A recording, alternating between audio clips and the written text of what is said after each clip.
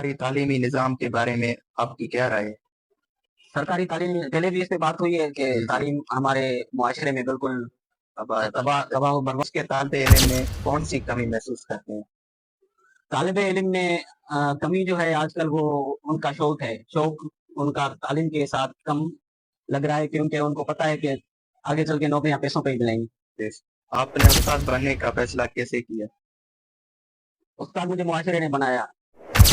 सरकारी स्कूलों में कौन से असलाहत की ज़रूरत है? बहुत सारे असलाहत की ज़रूरत है। मैं खुद सरकारी स्कूल से वाबस्ता हूँ, तो हमारे स्कूलों में कुछ भी जो है वो सहूलियत नहीं है, कुछ भी नहीं है, बिल्कुल ज़ीरो। उस्ताद की हैसियत से सबसे बड़ा चैलेंज क्या है?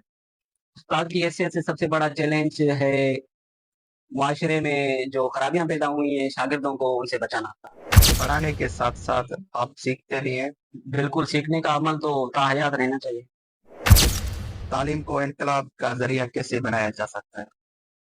बिल्कुल, तालीम इनकलाब का ज़रिया है और यही वाहिद हल है। तो जो भी मसले हैं हमारे मुआशरे में तालीम के हवाले से, जो भी खराबियां हैं उनको ख़त्म करके वो तालीम के इनकलाब के लिए वो माहौल साज़गार बना सकते हैं। समाजी खिदमत और फलाही सरगर्मियाँ। अल्हम्दुलिल्लाह खिदमत फाउंडेशन जो जमात इस्लाम की ज़ैली तंज़ीम है, वो सरगर्मियाँ और जो अपना किरदार अदा कर रही है मुआशरे में।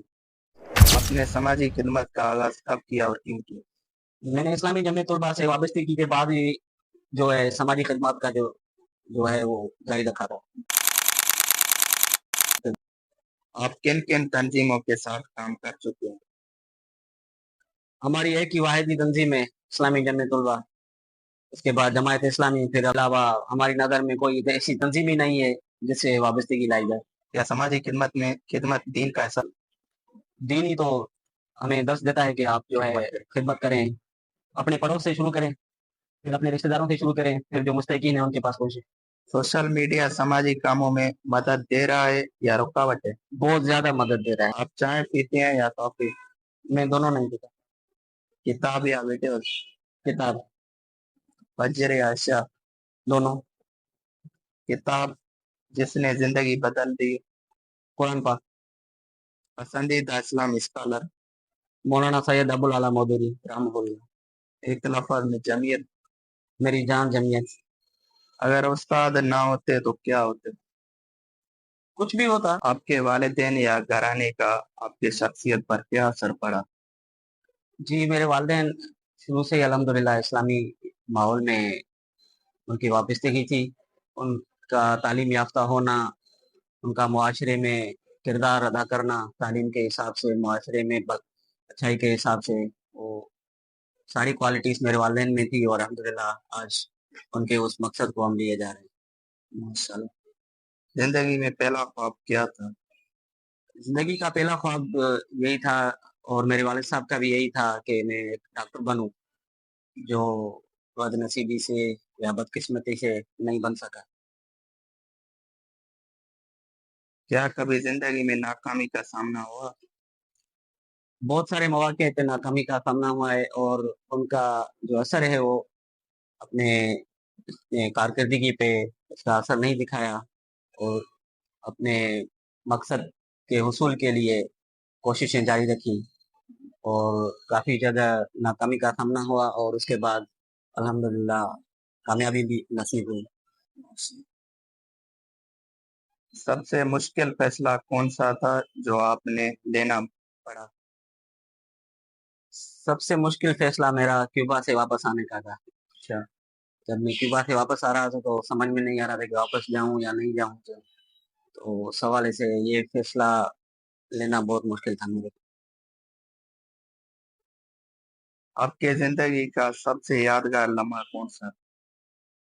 मेरी ज़िंदगी का सबसे यादगार लम्हा बहुत सारे मौके हैं जब, पर ज़िंदगी का सबसे ज़्यादा यादगार लम्हा जमीयत से वाबस्तगी, जमीयत का रफ़ीक बनना और जमात का रुकन बनना, ये सबसे ज़्यादा यादगार लम्हा। माशाल्लाह। आपके नजदीक जिंदगी का असल मकसद क्या है? मेरी ज़िंदगी का असल मकसद है मुआशरे में किरदार अदा करके मुआशरे में तब्दीली लाना। آپ نے اعلیٰ تعلیم کے لیے کون سا شعبہ منتخب کیا اور کیوں کیا؟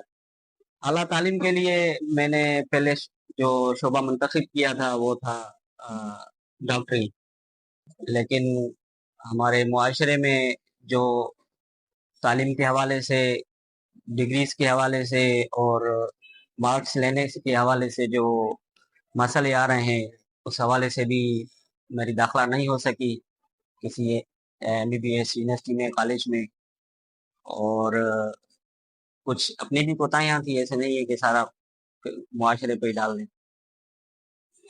تعلیم حاصل کرنے کے لیے کیوبا کنٹری کا تجربہ کیسا رہا؟ کیوبا اصل میں ایک سوشلسٹ کنٹری ہے، وہاں میرا جانا اور وہاں 2 سال رہنا، ان 2 سالوں میں میں نے بہت کچھ سیکھا۔ جو وہاں تعلیم کا نظام ہے، free education for every child, for every adult, free health services, no crime, zero crime, اور ان 2 سالوں میں میں نے وہاں جو ہے کبھی کسی کے پاس نہ کوئی ہتھیار دیکھا، نہ کوئی کرائم دیکھا، نہ کوئی دہشت گردی دیکھی۔ سب یکساں تھے، سب کے لیے ایک جیسے مواقع فراہم کیے جا رہے تھے، تعلیم سب کے لیے، ایجوکیشن سب کے لیے، اور ہیلتھ سب کے لیے فری آف کاسٹ، اور جو غربا تھے ان میں راشن وغیرہ مہیا کرنا وہ حکومت کی ذمہ داری تھی۔ تھا سوشلزم، اور نہایت غریب لوگ ہیں وہاں، لیکن پرامن ماحول ہے۔ ماشاءاللہ۔ قائد اعظم یونیورسٹی میں کن تجربات سے آپ کو دل بدل کر رکھ دیا؟ قائد اعظم یونیورسٹی میں جانے سے پہلے میں سندھ یونیورسٹی میں تھا، جو تجربات میں نے حاصل کیے وہ سندھ یونیورسٹی میں تھے، اور اس کے بعد میں کیوبا گیا، کیوبا کے بعد میں قائد اعظم یونیورسٹی میں ڈیفینس اینڈ اسٹریٹجک اسٹڈیز میں MSc کی۔ تو قائد اعظم یونیورسٹی میں میں نے جو وابستگی تھی وہ اسلامی جمعیت طلبہ سے تھی، اور تجربات وہی تھے جو سندھ یونیورسٹی سے لے کے آئے تھے۔ یونیورسٹی کے دوران آپ کی سرگرمیاں کیسی تھی؟ یونیورسٹی کے دوران میری سرگرمیاں اسلامی جمعیت طلبہ سے وابستگی اور اسلام کے لیے کام کرنا، یونیورسٹی میں اسلامی ماحول پیدا کرنا، اپنے دوستوں کے ساتھ گیدرنگ کرنا، اور دوستوں کو نماز کی تلقین کرنا۔ کیا کبھی تعلیم چھوڑنے کا خیال آیا؟ اگر آیا تو کیوں؟ تعلیم تو کسی کو بھی نہیں چھوڑنی چاہیے، بالکل۔ اور یہ خیال دل سے نکالنا چاہیے۔ تعلیم کے دوران کون سے استاد نے سب سے زیادہ متاثر کیا؟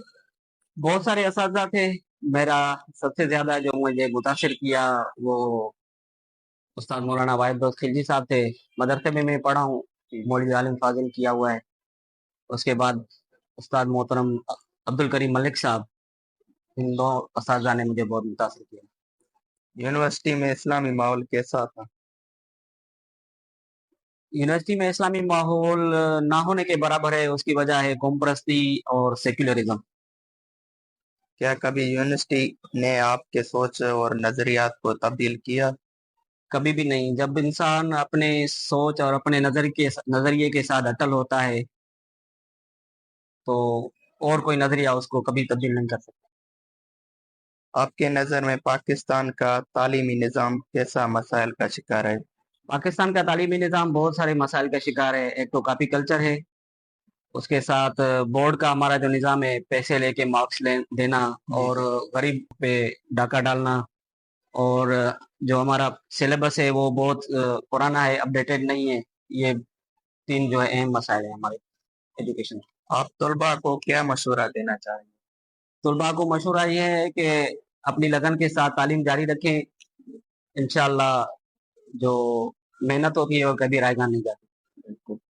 جمعیت میں شمولیت کا فیصلہ کیسے کیا؟ جمعیت میں شمولیت کا فیصلہ میں نے نہیں کیا، لیکن جو ہمارا گھر کا ماحول تھا وہ پہلے سے ہی وابستگی تھی اسلامی جمعیت طلبہ کے ساتھ، تو ماحول کے حساب سے میں خود بخود جڑ گیا جمعیت کے ساتھ۔ رفیق بننے کا مراحل کیسا تھا؟ رفیق بننے کا مراحل، پہلے تو اسلامی جمعیت طلبہ میں رفیق بننے کے مراحل بہت سخت ہوتے تھے، لیکن ابھی سختی نہیں ہے، تو ہمیں